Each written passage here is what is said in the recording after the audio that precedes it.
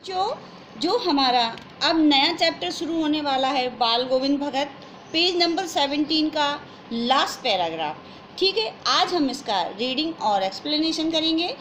तो चलते हैं इस चीज़ को रीडिंग और एक्सप्लेनेशन की ओर।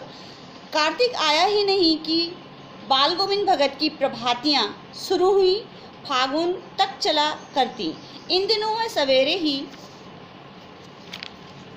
उठते, ना जाने किस वक्त जाकर वह नदी स्नान को जाते।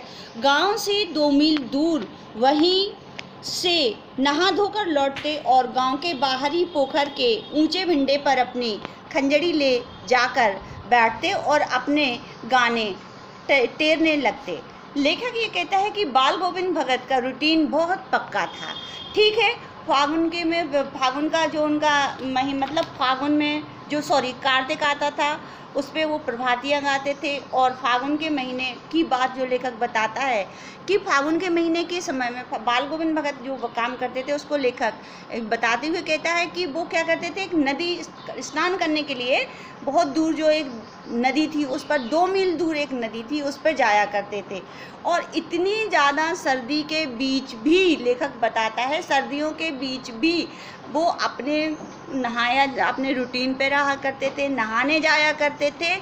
और वहाँ ना केवल नहाया करते थे बल्कि जो पोखर के ऊपर जो टीला था उस पर बैठकर अपने खंजड़ी बजाकर वहाँ पर कबीर के जितने भी भजन थे वो गाया करते थे। समझ रहे हैं उस बात को? तो मतलब एक बहुत बड़ी बात थी, इतना ज़्यादा कबीर के प्रति और अपने नियम के प्रति समर्पण दिखाना चाहता है। कितने नियमित काम दिनचर्या थी उनकी।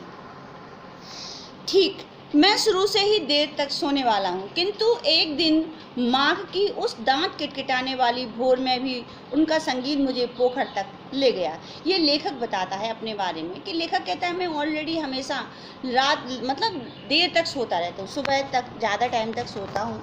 लेकिन बाल गोविंद भगत का जो माघ में वो गहरी ठंड पड़ती है, उस महीने की बात लेखक करते हुए बताता है कि मैं उस दिन वहाँ सिर्फ इनकी आवाज़ सुनकर जागा और वहाँ तक बाल गोविंद भगत को देखने के लिए पहुँचा कि ये कौन व्यक्ति है जो इतनी दांत किटकिटाने वाली ठंड में नहा भी रहा है, गा भी रहा है, लोगों को जगा भी रहा है। तो वो ये चीज़ उत्सुक होकर लेखक वहाँ पहुँचता है। ठीक है, हाँ, पूरब में लोही लग गई थी जिसकी लालिमा को शुक्र तारा और बढ़ा रहा था। खेत, बागीचा, घर, सब पर कुहासा छा रहा था। सारा वातावरण अजीब रहस्य से आवृत मालूम पड़ता था। उस रहस्यमयी वातावरण में एक कुश की चटाई पर पूरब मुँह काली कमली ओढ़े बाल गोविंद भगत अपनी खंजड़ी लिए बैठे थे। उनके मुंह से शब्दों का तांता लगा था, उनकी उंगलियां खंजड़ी पर लगातार चल रही थीं।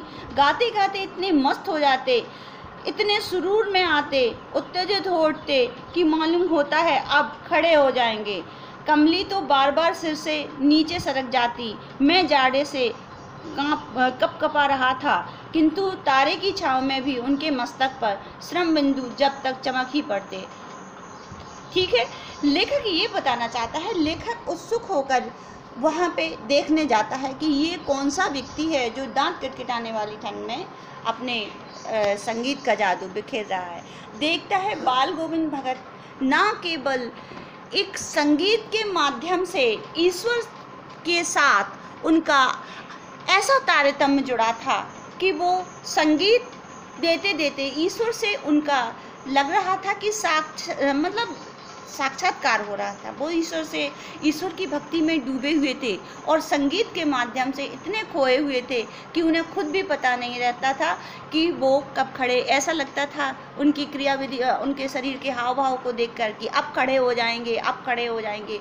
और संगीत भी गाने बजाने में इतनी ताकत लगा रहे थे, खंजड़ियाँ बजाने कि श्रम बिंदु का मतलब है कि पसीना उनके इतनी किटकिटाती ठंड में भी पसीना उनके चेहरे पर लेखक देख रहा था।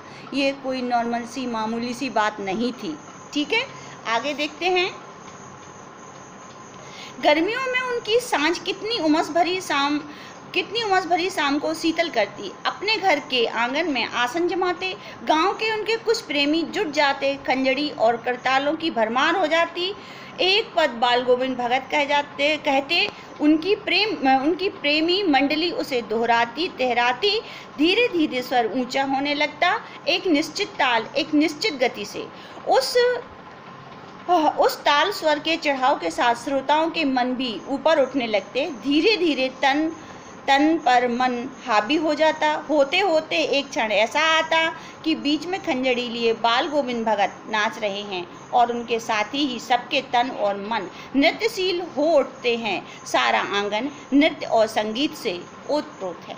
दूसरा सीन, वो एक तो बताई उसने सुबह, दूसरा सीन है सांझ का, कि अब ये वो लेखक कहता है ना केवल सर्दियों में उनकी क्रियाविधि होती थी, शाम का वक्त गर्मियों की उमस भरी शाम में भी इतनी उमस की बैठ पाना मुश्किल है, लेकिन बाल गोविंद भगत उस माहौल को भी अपने संगीत के माध्यम से लोगों में एक नई ऊर्जा प्रदान करते थे। सभी उनके जो संगीत प्रेमी लोग थे उनके आंगन में जुट जाया करते थे। खंजड़ी और करतालों से सारा वातावरण संगीतमय हो जाता था।